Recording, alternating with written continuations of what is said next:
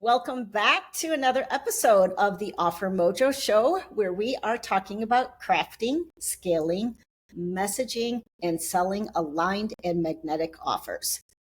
I cannot tell you how excited about this episode I am. I have been waiting to record this for months with our guest because this is a topic that is very near and dear to me. And what we're going to be talking about is money, nervous systems, and offers. How to stop stressing and start receiving.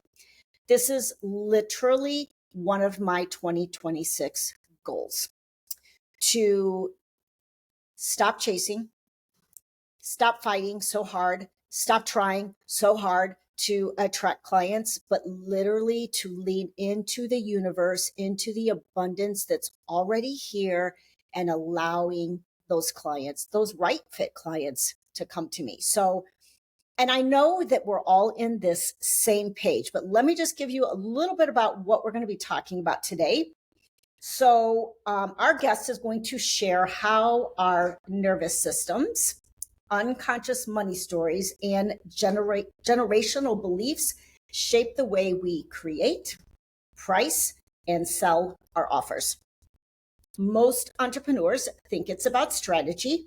And, obviously everyone that knows me, I'm all about offer strategy, but I'm much more about like energetic capacity and all of that kind of stuff. But money anxiety often sneaks up behind the scenes.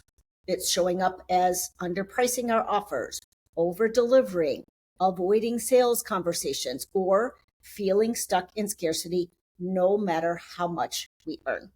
So we're going to explore how regulating your nervous system and healing money blocks not only helps you feel calm and confident with money, but also helps you to craft aligned offers, sell with more ease, and ultimately receive more abundance. This is so timely. And I'm going to introduce Nicole in just a minute, but I want to mention I am at the tail end of Deepak Chopra's 21 Days of Abundance meditation series. And so this is so timely that we're having this conversation. For anyone who has not done that, who wants to attract more abundance in their life, I highly, highly recommend listening to that meditation series. It's really great. But let me introduce our guest today. Nicole Jones is a money mindset coach, a licensed professional counselor, a brain spotting consultant, and Ayurvedic. Is that how you say this? Ayurvedic, yep. Ayurvedic. Okay, Ayurvedic. That's Deepak. He's into the Ayurveda. Okay, cool. And a yogi.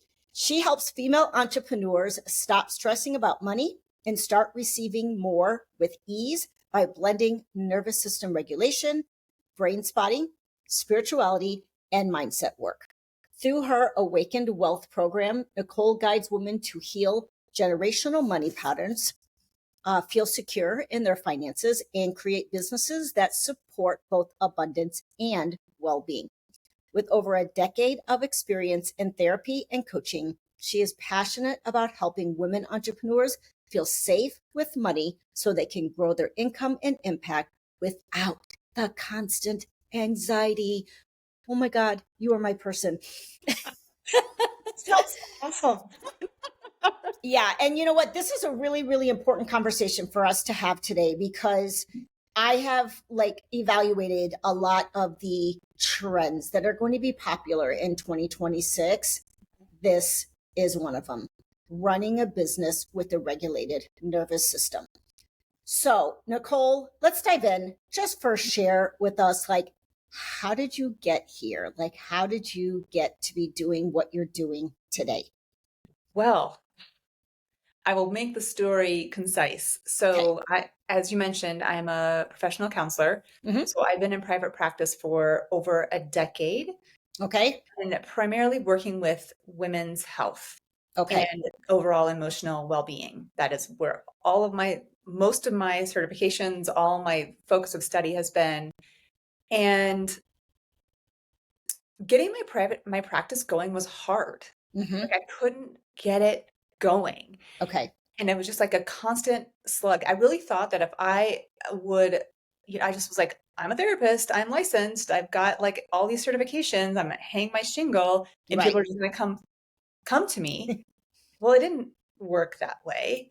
Right. I had no idea what a money mindset was. Like Mm-hmm. when I started my practice, I had no idea. Like I said, got my license, my degrees, my certifications, hang my shingle, clients would come to me.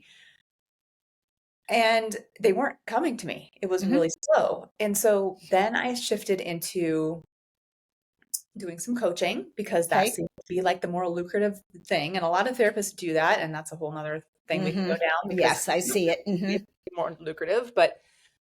And doing all of this mindset. And then I was introduced to money mindset. And I was Mm-hmm. like, oh my gosh, like all the stuff from my past as a kid. We didn't have a lot. We were not, I was surrounded by wealth, but we didn't have wealth. And watching my parents scrape by and my parents, fight about money and just Mm-hmm. the community I lived in, like it was just all these messages I uncovered. But the thing is I kept hiring these coaches and they were doing the mindset work Right. and I was doing it, but I wasn't getting anywhere. Wasn't Mm-hmm. getting anywhere. And I was at that time, certified in brain spotting. Okay. So I'd taken a number of trainings and I knew to make real shifts in your body, you could not work just with your prefrontal cortex. And Mm-hmm. this is when you're doing mindset work, you're working with this front part of your brain where you make your decisions, executive functioning, all that stuff. Right. And I knew that just doing that work here, while Mm-hmm. there was all of this old unconscious gunk Mm-hmm. stored in my brain about my feelings of worthiness, what I could Mm-hmm. offer, how much money I could actually make. Do I deserve money? Do women deserve to have money? Women just have had the ability to have a bank account for like 50 years, like without a man's signature, like all the stuff stored in my system. And I thought I kept trying to mindset my way through it, although I knew better. Right. And then finally, I just was like, this is where the spiritual part kind of comes in. Mm-hmm. I was like just so tired of hemorrhaging money, giving Sure. coaches all this money and Mm-hmm. not getting anywhere in my business. I could not get anywhere. I was like, okay. I was literally like, I think I said, okay, God, if this is supposed to be my life with money, Mm-hmm. let it be that. Like, that's fine. Right. That's fine. Like Mm-hmm. if I'm just supposed to, like if I'm not supposed to pay for my kids' college, if I'm, just always supposed to be struggling, Mm-hmm. okay. But I was always so anxious about money Right. that couldn't go away. Even that didn't go away just with my surrender.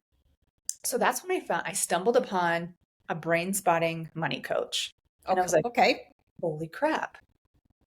Yes, I just want to feel better about money. Sure. So Mm-hmm. I signed up with her. I was like, ugh, I was like, oh God, here I go again, hiring another coach. Oh God, like what Mm-hmm. happened? But I really believed in the power of brain spotting. Like it had changed my life. I saw it change many people's lives. And suddenly, when I first started working with her, I had like 4 clients a week. Okay. Okay, I have 5 today. you know,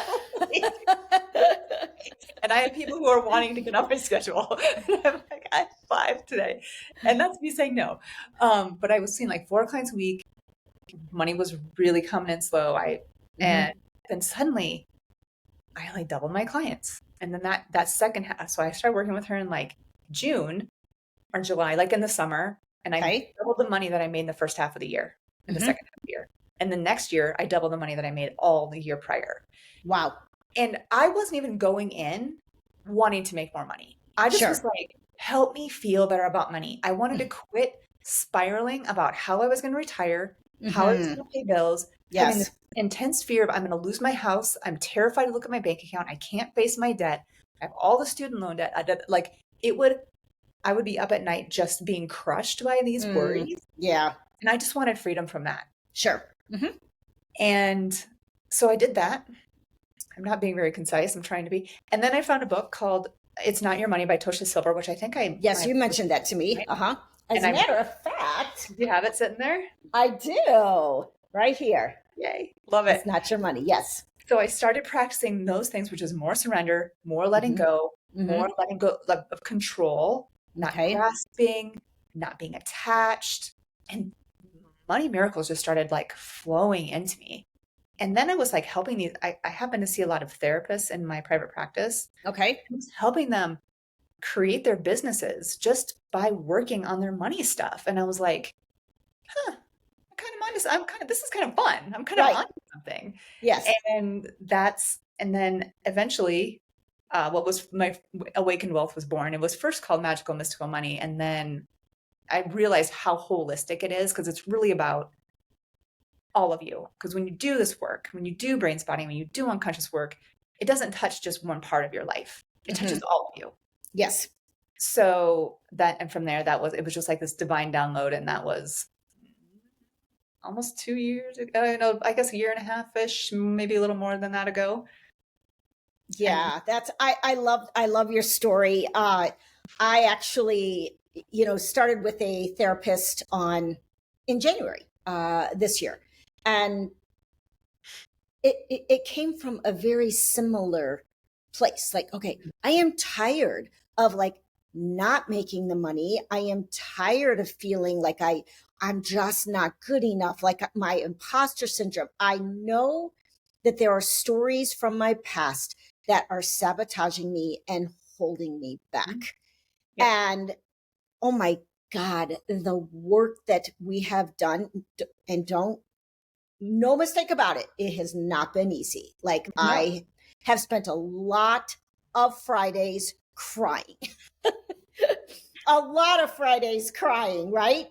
But I can honestly say at the end of this year that although I don't feel like I've completely like healed like all of my money beliefs, and I want to talk more a little bit about this, I can honestly say I have stepped into my brilliance. Like, I can honestly mm, say I have so much confidence now. I know what makes me unique. I like that imposter syndrome, like, rarely shows up. I did one spotting session. It was okay, different. I honestly have to say I was scared of it at first. yeah, I yeah, was just like, oh my God, like, what is going to come up during this brain spotting session? Like, is this even going to work for me?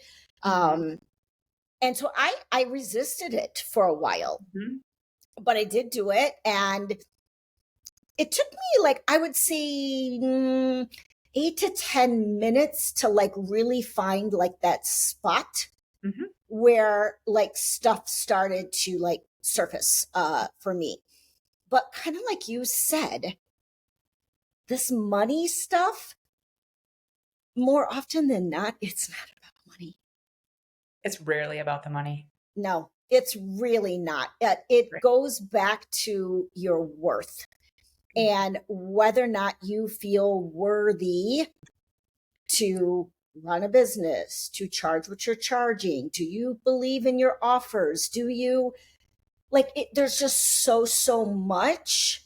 I think for me, like right now, there's this belief around not so much around money, but around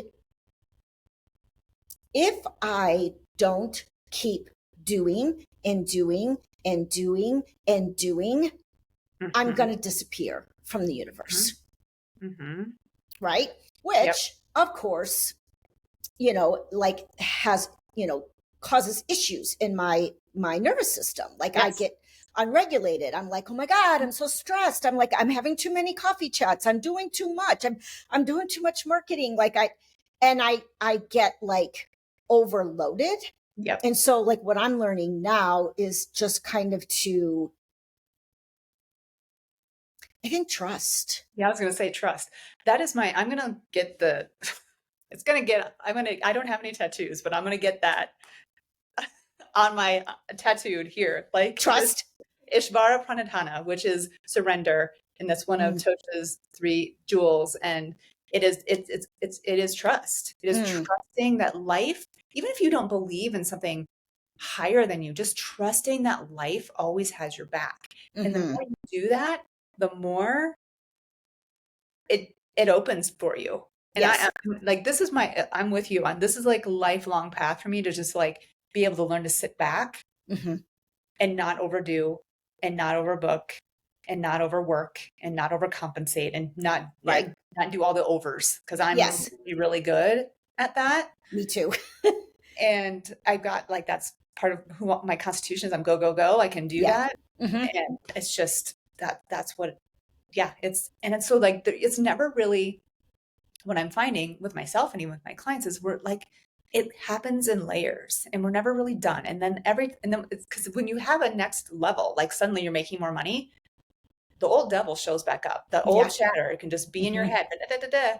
And the thing with like the worthiness, oh yeah, I definitely have been through that. Like there's so much when it comes to money, your ability to receive love, receive money, receive compliments, like all these things. So working on that, but also like not getting stuck in the like, I'm not 100% worthy, so therefore I can't make money. It's like this knowing like worthiness is a thing for me, but I don't have to choose to listen to that inner voice that tells me I suck. I can be like, okay, you're there. Thank you for being here. I know you're trying to keep me safe. Yes. I know why you're here, but we're going to try this anyway. Yes. I'm going to raise my rates. We're going to do this. Right. And I'm going to charge this much, or I'm going to go to this networking meeting, or I'm going to like make my offer, and I'm going to do that. Like, even though it feels a little rocky, it's okay to feel the rockiness of it. Yes. It's like that awareness of knowing that that's where it's coming from. 100%. And I want to go back. I want to circle back to what you were talking about with allowing and being able to receive. Yeah. That's something I have been paying attention to lately is we mentioned about this, like this overgiving, a lot of the clients that I work with, they are coaches, they are heart-centered people, they're therapists, they're healers, and we have a tendency to overgive. Yes. Right. It's just, we're serving, we are wanting to create transformation in the world. We are wanting to help our clients, and we give and we give and we give. Right. But we never stop to think, who's giving to us? Right. Who is like, I've noticed like this year that I've always been an overgiver. And I've noticed as I stepped back and just stopped overgiving, like what happens like when I stop like overgiving? You see like who's showing up for you in your life, who's not. This is all important information. It may not be something we want to see or like accept, but we see. And I just know when I'm overgiving and doing and overdoing that I can't relax. And then I don't have the capacity, the energetic capacity to receive. Right. I had a coach tell me, and I kind of wrote a social media post about this, but she told me, and I don't think she had the full picture, but what she was saying is you have a capacity problem. Like you don't have the capacity to take on more clients. And I'm like, that's actually not true. I do have capacity. But what I started to look at was varying levels of capacity.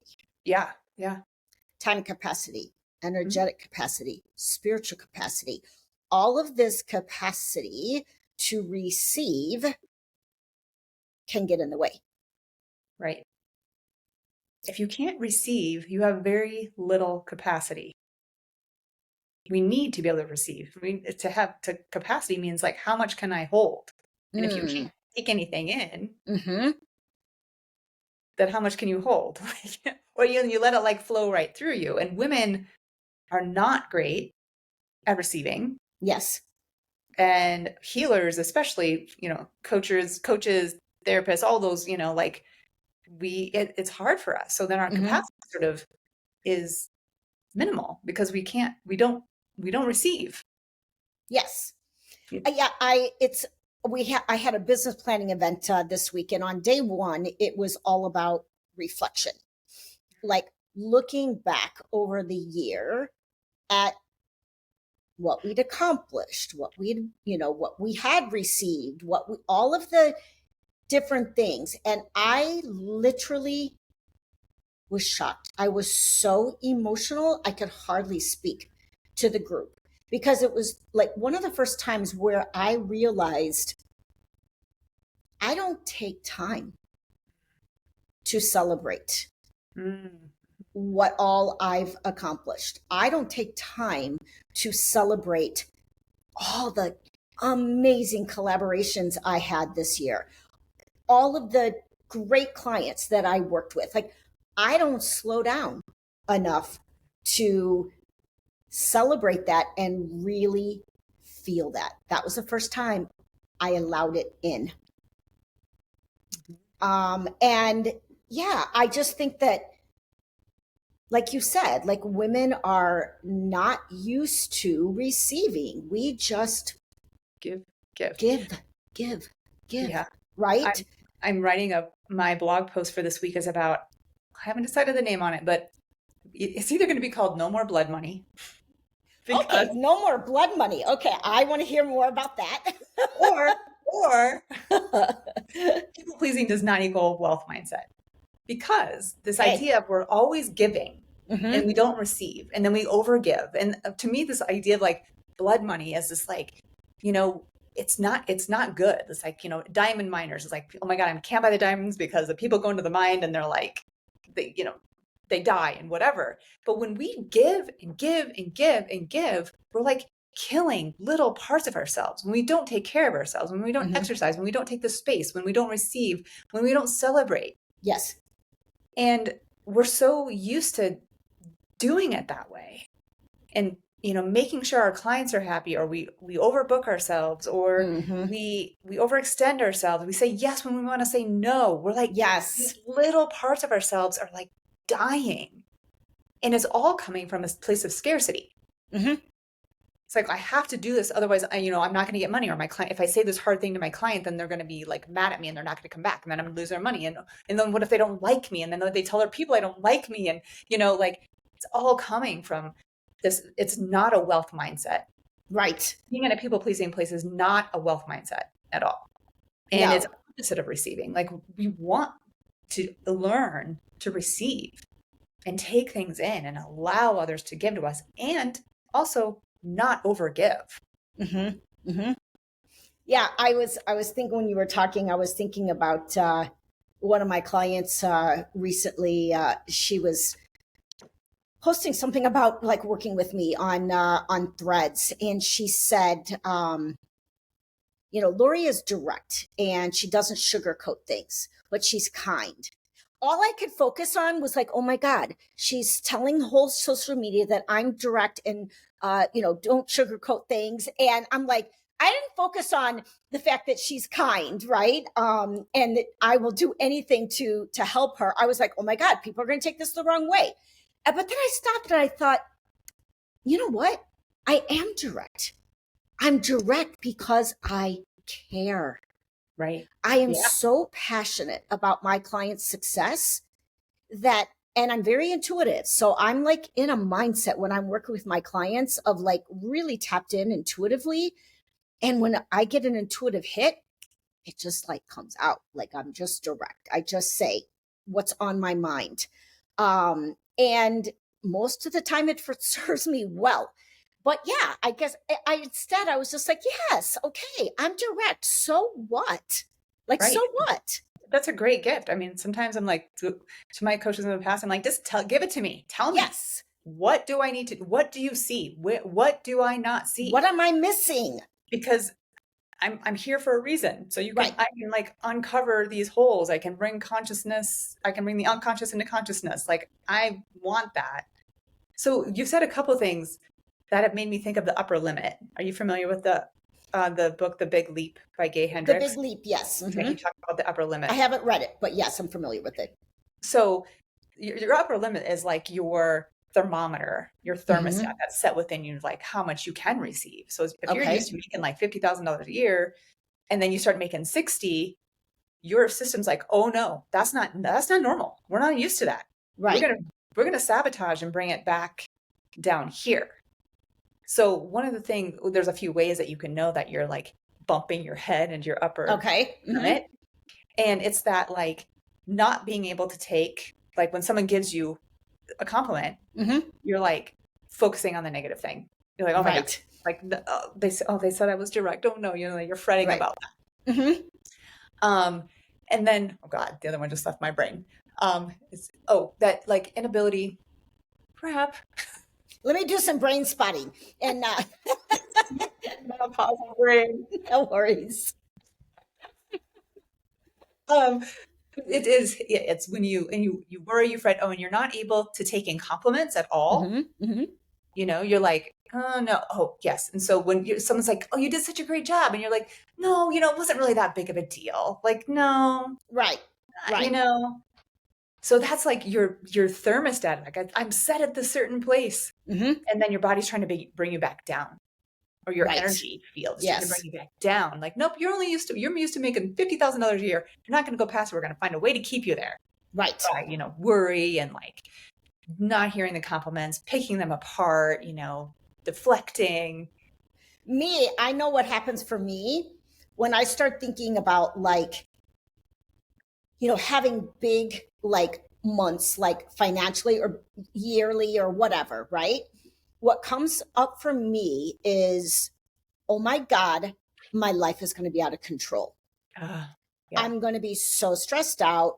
I'm not going to have time for my marriage. I'm not going to be able to like manage everything, and I'm going to fall apart. Like that's what comes up for me, is that life is going to be out of control and you're going to be too busy to even like think straight.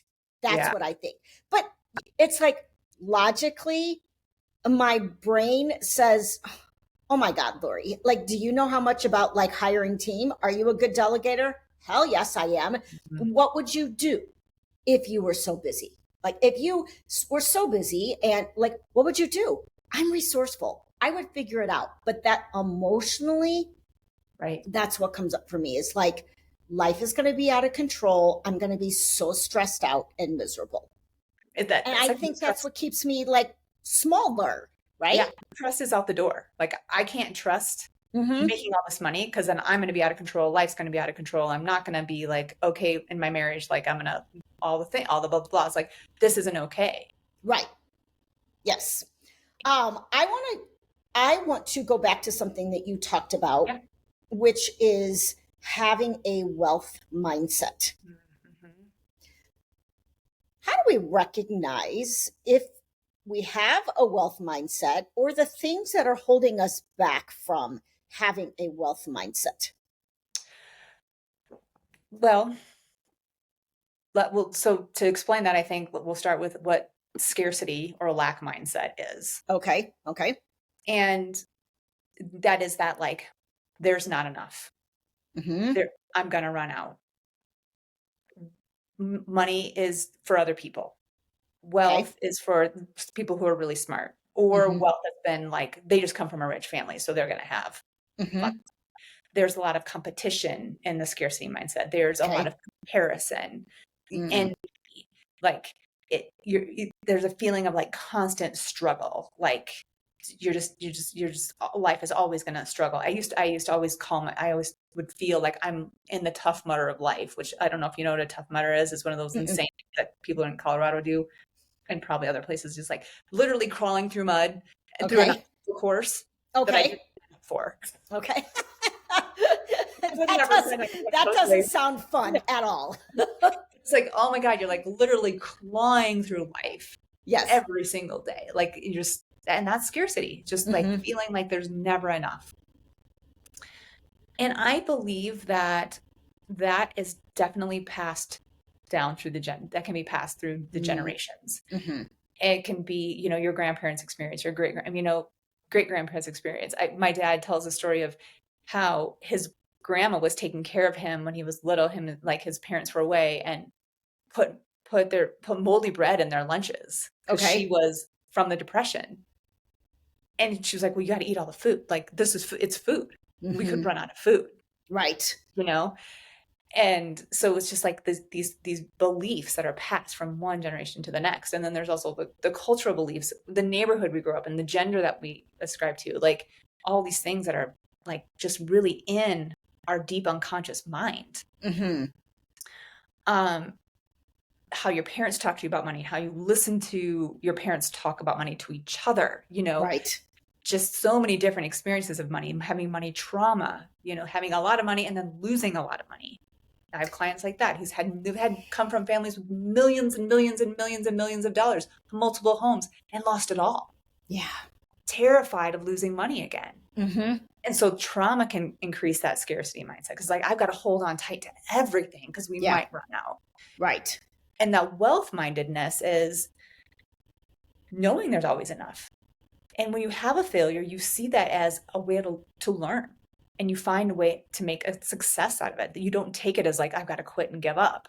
Mm-hmm. It's not comparing yourself, being so much in competition with other people or even yourself.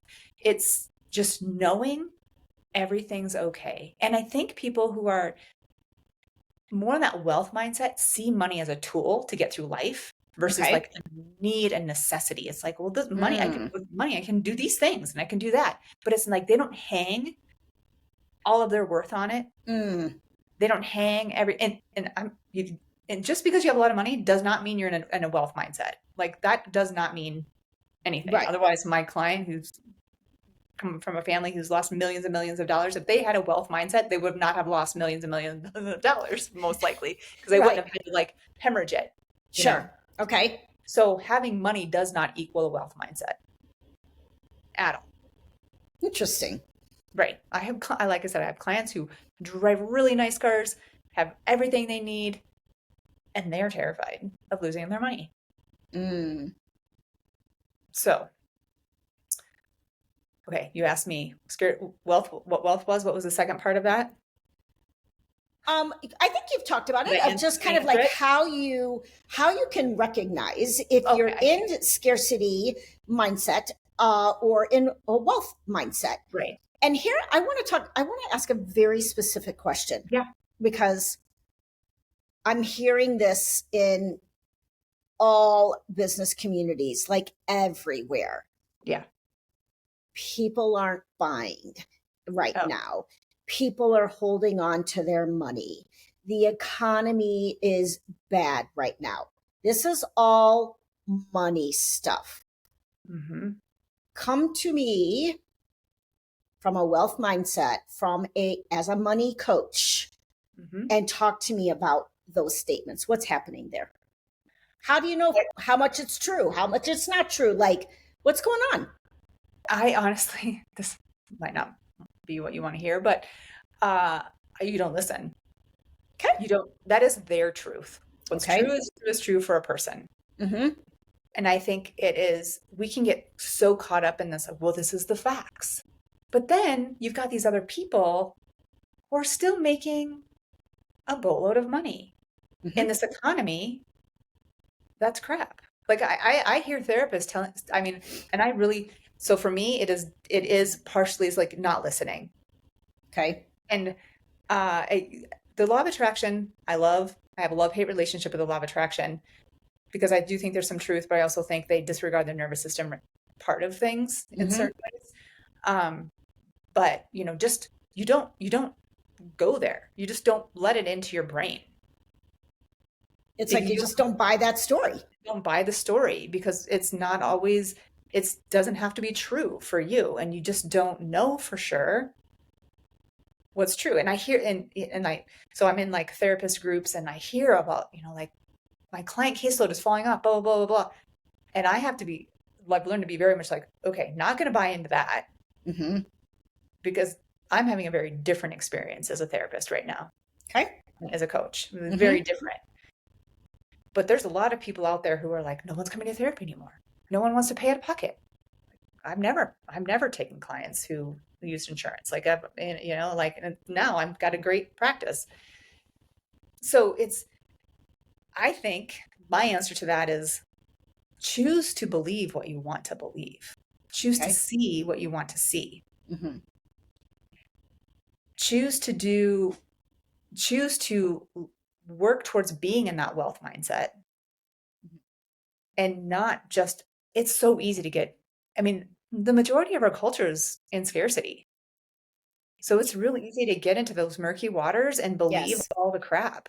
Yes, And I'm it not is. saying that like poverty isn't real and racism, Yes. like those things are, oppression is absolutely true. Like those Yes. things, they get people, they have a different path to walk. Absolutely.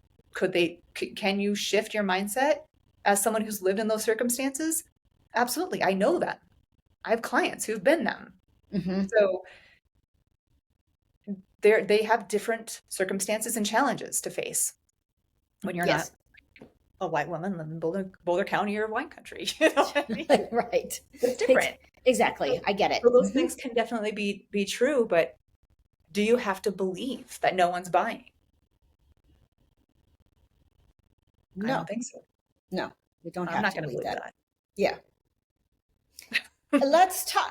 Let's dive into the other piece that we thought that we said we were going to be talking Yeah. about, and that is our nervous system Yeah. and like what happens in our business when our nervous system is not regulated, when we don't have this, a wealth mindset or just I think a growth mindset Right. in general, right? Or an abundance. I like abundance Okay. mindset. Like that's one of the things I've been looking at like lately. It's like, okay, I may not have like all the money in the world. Like everyone thinks, oh, abundance is money. Mm-mm. It's not like, oh my God, I have so much love in my life. I Right. have like the best health other Yeah. than like some insomnia. Um, my spouse is 15 years cancer free.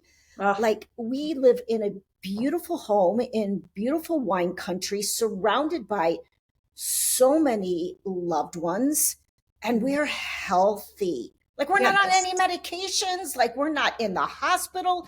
Like there's a lot of people much younger than us that do not have that kind of abundance. So Right. I'm working on like switching how I view abundance. Right. And like I said in the beginning, I'm working on like my nervous system. I Right. find if I can regulate my nervous system, that I honestly, I do better. Like things naturally come to me. Right. When I am having fun in my business, when I say, you know what, I'm tired, I'm starting to feel overwhelmed, I'm shutting down Yep. Yeah. and I let go, it's amazing. Like Right. people just come and like sign up for it's like, where did this person come from? Like, Right. Yeah. but You just be in it's tune with yourself. yes, I aligned and I stay regulated. So give us some tips on how to stay regulated Yeah. when we are running a business. We all know that entrepreneurship can be hard. I always Like, like the get there. saying, choose your hard, right? Totally. Yeah. Everything in life can be hard. Right. So it's a gift for you to be able to run a business and have that kind of personal freedom. That's a gift. Yeah. So choose your heart. But let's Right. still talk about how do we stay calm So and regulate that nervous system.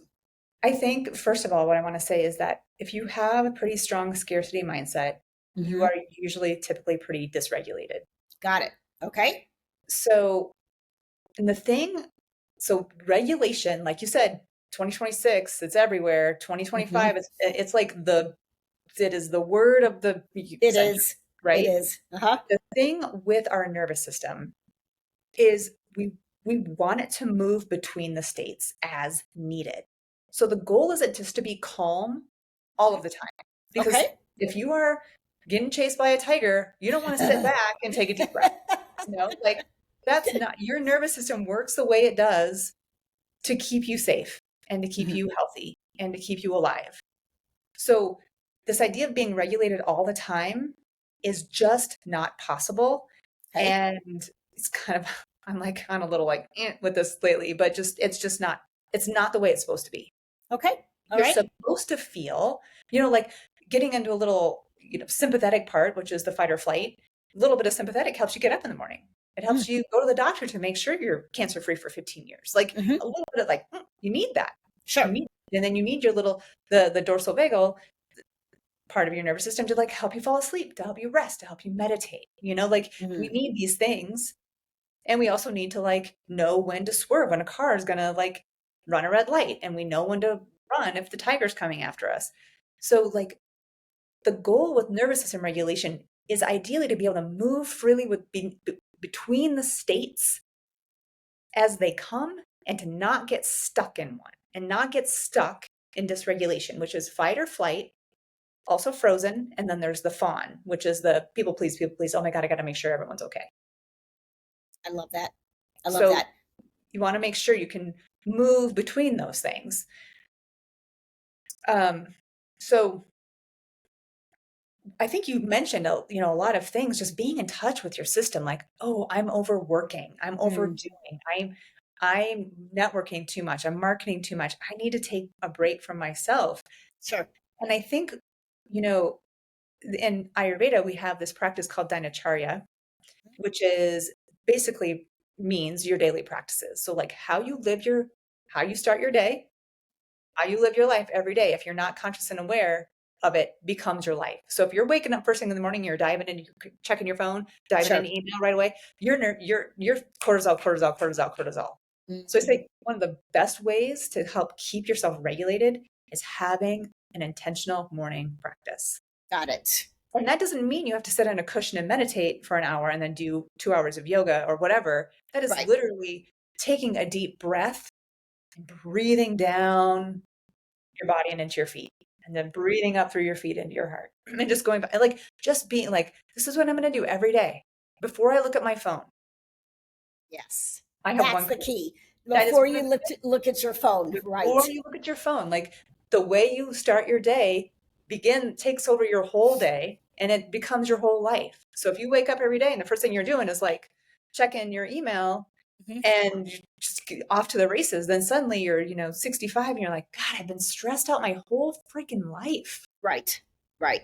So that's one thing. That's one tip, is to just start your day. I have one coach who says she never checks her phone in her bed. She never looks at Facebook. She's like, who do you want in your bed with you? She's like, I'm always like, who's going to be in bed with me? Like, I don't want anyone in bed with me but my husband. But if I'm looking at my email or checking Facebook or Instagram, she's like, then I've got like thousands of people in bed with me. I don't want that. That's so funny. That's such a good way to look at it. I love that. So yeah, like starting your day intentionally, Mm-hmm. being in touch with yourself, Mm-hmm. taking breaks, exercising. Oh my God, 10 minutes of quiet where you're not taking in anything. Yeah. Because I can listen to a podcast, a book. I love learning, like it's Mm-hmm. my passion, but my brain needs to look out the window sometimes. Yes. So just taking like movement, quiet, Mm-hmm. boundaries around uh, when you see clients, having some structure to your day. Sure. Mm-hmm. Um, and then, of course, doing that inner work that Right. needs to be done. If Yeah. you're really chronically dysregulated, if you're in that scarcity place most of the time and you're chronically dysregulated, mindset work might not be enough for you. You might need more. Some people can do mindset work. Some people, their life has been okay, and that works for them. It did Sure. not work for me. Right. I had too much stuff, crud, Yeah. out in I my had brain. to heal deeper. For Yeah, me, it's like I can't just like tell myself like try to fix my brain. Like I had to go deep. yeah. That's just like who I am. One of the things that I do, kind of speaking to what you're talking about, is at my end of my day, I'm blessed. I live in California, so most of the time the weather is pretty good. It's sunny. I get outside, I walk to the gym, I Hmm. lift weights, I walk Hmm. home. It just kind of like balances me. And I'm like you, like I could learn to, I could throw on a podcast. And sometimes I'm telling myself, oh my God, you need to learn more. You need to put on a podcast. But then other times I'm just like, Lori, you love music. My brain just craves music. Yeah. There's just something about it that lifts me up. It just makes me feel good. It helps me unwind, um, raises my energy. Yep. So yeah, I there was one other thing that I was going to mention. I have menopausal brain. It's so So fun. yeah, who knows what it was, but we are getting close to like ending. What I want to do real quick is I want to tie everything we have been talking about, the wealth mindset, the regulating the nervous system, our worth, our overgiving, all of that stuff. And I want to tie it back to our offers Yeah. and how this all shows up with like our ability to craft offers that feel aligned with us, to sell those offers, to market and show up to talk about those offers. Like, tell me, like, just let's wrap it up and summarize, like, why this is so damn important and related to our offers. Yeah. So I think that I've had amazing offers before I did my work. Mm-hmm. Okay. I had amazing offers, Okay. but I couldn't sell them Okay. because, first of all, my offer didn't really come from me. It came from a coach, Aha. right? Mm-hmm. So it felt really unsettled within me. Yes. But I was such a people pleaser and wanted to make my coach happy. I just went with it. And she told me, and she was the expert, right? So, Mm-hmm. so like really listening to that Mm-hmm. inner, because if it doesn't feel good to you, Yes. then it's not quite right. Yes. And then even deeper than that, if you've got these beliefs like, it can't happen for me, I can never really have a successful business. No one really wants this. Like no one's going to pay for this. Oh my gosh, I'm overcharging. I don't know. Should I charge this? Should I charge that? I don't know. Like if you're got all these like struggles underneath that, those are things to pay attention to. And I think for me, when I was back working with my first coaches, I just tried to ignore that and just like, just keep going, just keep going, just keep going. And it completely, by not listening to what was happening, like under the surface Yes. for me, it was, I couldn't do, because for me, my unconscious mind is so strong that it's like, nope, you're not in alignment.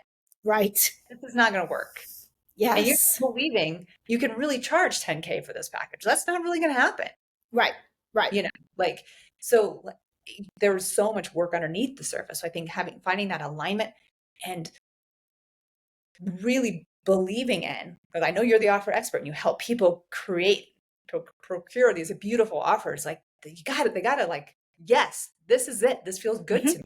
Yeah, exactly. And if you're That's like, it. It's so funny that, you said that coaches, told you this is how you are, you need to craft your offer. Mhm. I never do that. Like never. Like I want to make that very, very, very clear to my audience. That is not the way I operate. It Yeah. is all about alignment. And Yeah. I'm the Yeah. one helping you figure out, does this really feel aligned?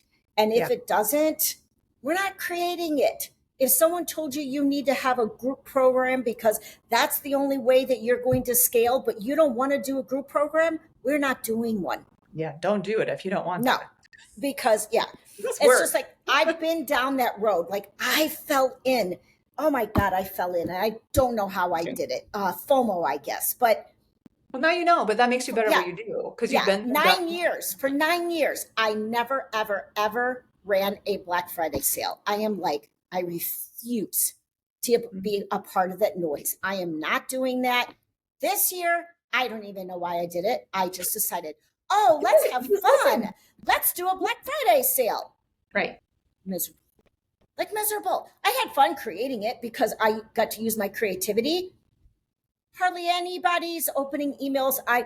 There was so much noise on Black Friday offers. I'm like, I will never, ever, ever do that again. It's so out of alignment, like with who I am. Like it's just not. But I think you raise a good point that sometimes you have to try things and find out like, nope, that's not quite for me, Yeah. Mm-hmm. And and that's okay. And sometimes you have to try your offer and be like, oh, I need to tweak it this way. I need to Sure. tweak it that way. 100%. You know? 100%. So, because I think your offer ideally should kind of evolve and change as you're expanding.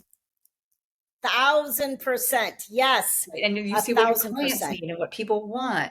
And you're like, oh, this works better. And like, so that is different. But yeah, you've really got to make sure that underlying chatter, Mm-hmm. you at least have to know what's there and listen to it and acknowledge it. You don't have to believe it. You maybe don't even need to do the unconscious work about it, but you're just like, it's just like I said earlier, like, there you are again. That thing that's saying to me like, but you're not good enough. You don't know what you're doing. Right. Oh, thank you for being there. I know you're trying to keep me safe, but I think we can do this. Just trust me. I've got us. Yeah, So exactly. like, getting rid of all of that and just like you said, though, acknowledging it, because it's going to show up. Always. Always. But we have to just say, okay, like you said, thank you for being there. We're going to try anyway. Yeah. And even if it doesn't work, it's okay. That's fine. Let's figure out why. Why didn't it work? Right. What do we need to tweak? What do we need to change? What part is out of alignment? What part is not resonating with your audience? Right. Right. That's just what it is. Yeah, absolutely. And not getting dysregulated around that. Like, oh my God, I failed. That's scarcity mindset of like, I don't know what I'm doing. I just got to give up. It's like, no, let's take what we can learn from this, tweak it, and we just keep going. Right. Yeah. So, how I know that what is the best place for listeners to find you, and what's the best place to kind of like get a taste of the work that you do? Yeah, Instagram. I'm at the real Nicole Jones, NICHOLE, and then my website, awakened-wealth.com. And they can sign up. I'll send them on my website. I'll send them my ways to start changing your relationship with money, and then you'll be on my list, and then you can go back and read about, no more blood money if you want. No more blood money. Your blood. I'm going to be looking for that blog. I'm telling you. It's coming. It'll be there in a couple days. Yeah, I know you have something called "What's Your Money Block?" Find out what's keeping you from feeling calm and finally getting ahead. Tell us a little bit about that, because I will put that link in the show notes. Yes, that is just it's basically a quiz that'll take you through a bunch of like questions and like help you figure out what's getting in the way of making money. Got it. Very simple. And then I give you some ways to like work with that. Sure. Okay. Perfect. So thank you so much, Nicole, for being here. This was an amazing session. I cannot wait for this to come out. I may even release it early just because I'm that excited about it. That'll be good for the new year, right? It will be. 100,000% will be. So I may like just squeeze it in January. So.